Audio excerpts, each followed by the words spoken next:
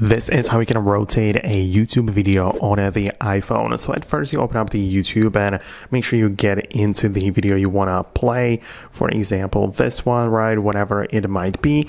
And in order to rotate it from this vertical position of the phone and you want to make it sideways, take up the whole screen, you have a few ways you can do this. First of all, you can tap on the video like this and click on expand in the corner, which is going to make it look like this, right? And now the video is rotated to the left and it works just fine.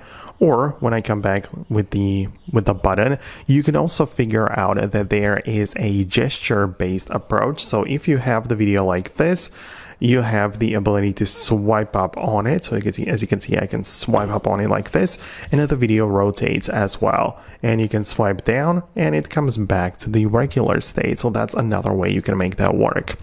But you can also go to the control center like this, make sure the rotation lock is enabled, and then now you can just take the phone like this and physically rotate it, and it's gonna go to the side, right? You can also go to the other side and it turns the video this way.